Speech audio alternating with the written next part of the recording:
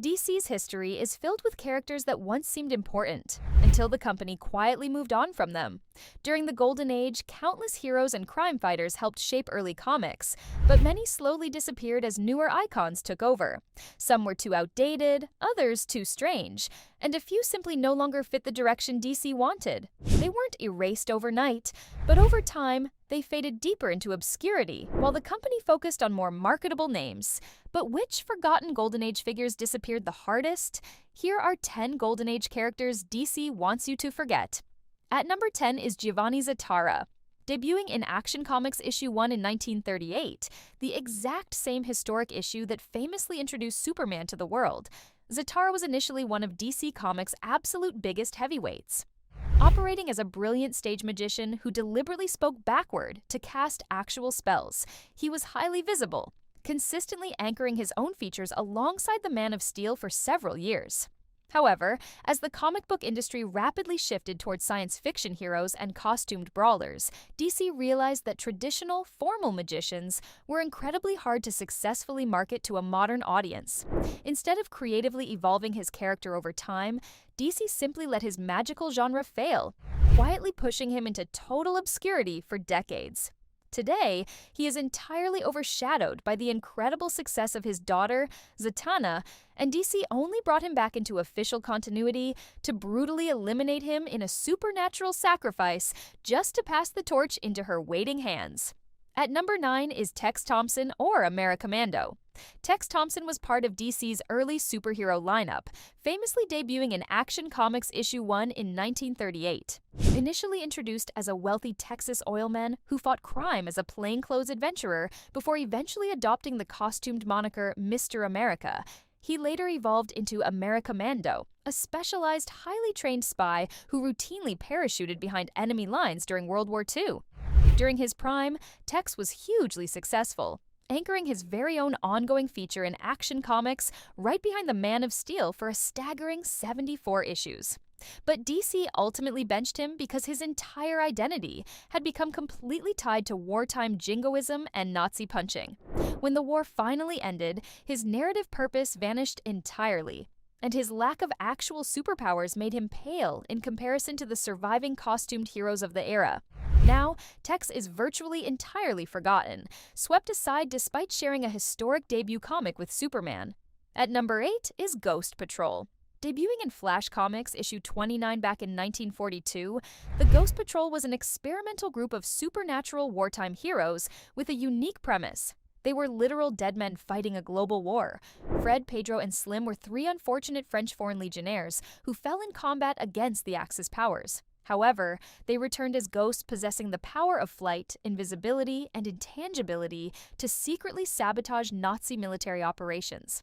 They actually enjoyed a massive run, becoming a staple of early DC by running for roughly 73 issues in Flash Comics until 1949.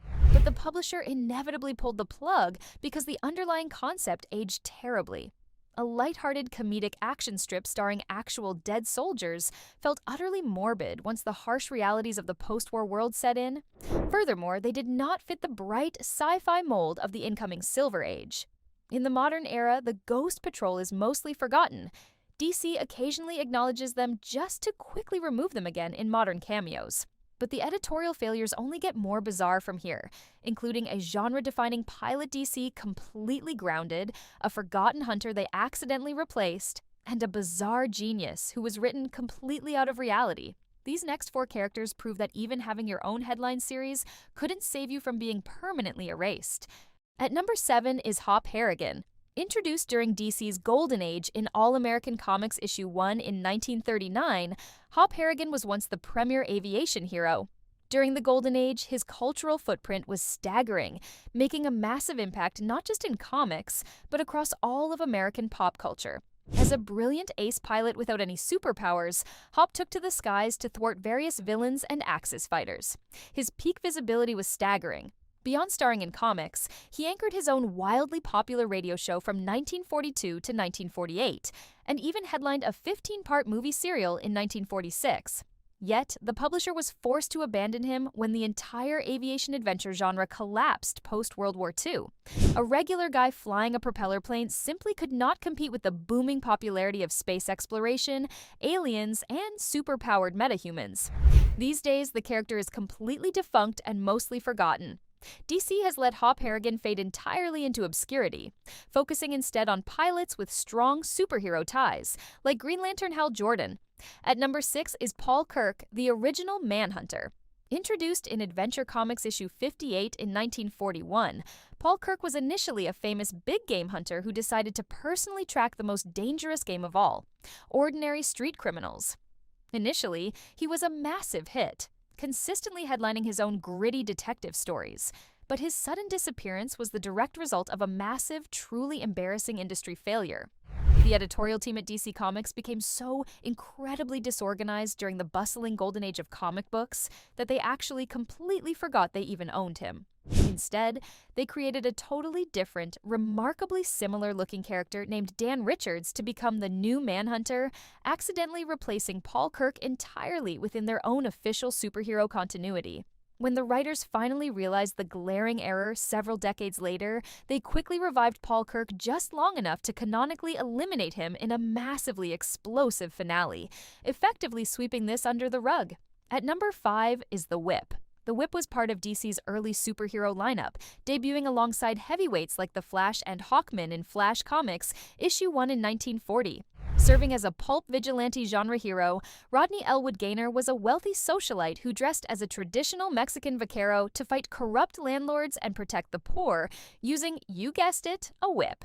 At his peak, he enjoyed a prominent recurring feature in Flash Comics, where he appeared in over 50 issues.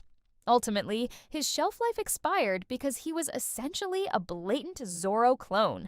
As comic books evolved, modern superheroes in tights quickly rendered these pulp swashbucklers completely obsolete. Additionally, the outdated trope of a wealthy, highly educated aristocrat playing a disguised folk hero simply lost its charm over time. Now, the character remains utterly forgotten by fans. DC unceremoniously left him behind as the Golden Age closed, letting the character rot in the archives rather than adapting him for the modern era. At number 4 is Genius Jones. Introduced during DC's Golden Age in Adventure Comics issue 77 in 1942, Genius Jones was an experimental comedy filler character who served essentially as a one-note punchline. The bizarre concept centered on a young boy stranded on a deserted island with exactly 734 books.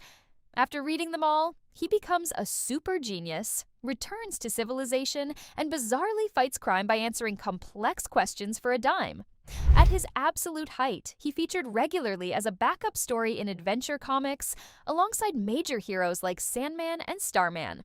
But editorial quickly dropped the concept because the character was merely a novelty gag designed for short anthology breaks.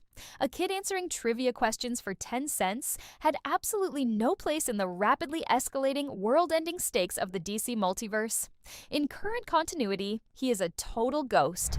Decades later, DC revived him for a bizarre 2006 storyline where he actually had to fight against his own canonical erasure, but the meta-joke ultimately buried him for good. But if you think those erasures were ruthless, wait until you see the final 3. A hyper-patriotic team rendered entirely useless overnight, a tech hero whose gimmick became a joke, and a vigilante sacrificed just so a modern anti-hero could steal his legacy. At number 3 is Red, White, and Blue. Introduced in All-American Comics issue 1 in 1939, Red, White, and Blue were a trio of wartime propaganda stars who helped build DC's early anthology titles by capitalizing entirely on global military tensions. The concept centered on 3 best friends representing the primary military branches: Red in the Army, White in the Navy, and Blue in the Marines. They teamed up with a female FBI agent to punch enemy spies and foil Axis saboteurs. At the height of the war, they were plastered across comic covers and anthologies throughout the entirety of World War II. But DC dropped them instantly because they were unfiltered, hyper-patriotic propaganda with no actual superpowers, no colorful costumes, and no unique gimmicks. When the war finally ended, their sole reason for existing vanished overnight. Decades later, the patriotic trio is entirely forgotten and completely abandoned by modern DC continuity. They remain the ultimate example of early comic book characters trapped in their specific historical decade. At number 2 is Airwave, or Larry Jordan.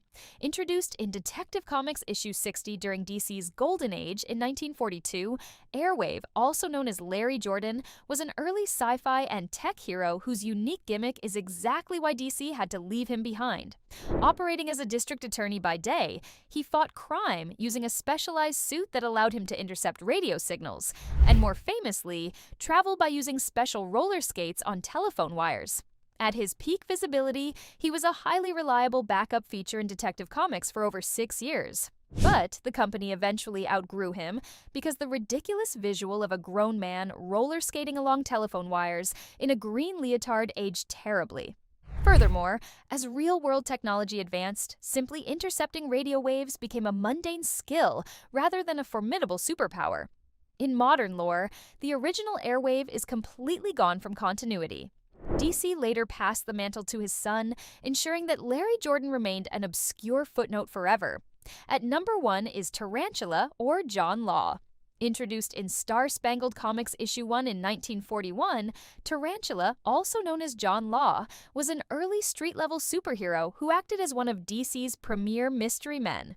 He was an author and vigilante who fought mobsters using a unique webgun and special boots equipped with suction cups to scale tall buildings.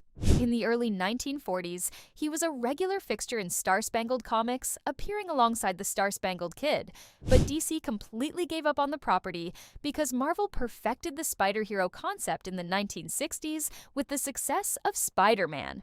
In hindsight, John Law's suction cup boots and basic webgun made him look like a primitive knockoff, even though he actually predated Peter Parker by several decades.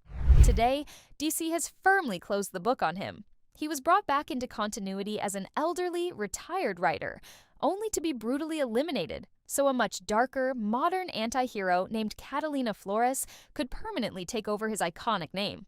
These Golden Age characters deserve remembering. Comment your favorite forgotten hero, press the subscribe button and bell icon for regular updates.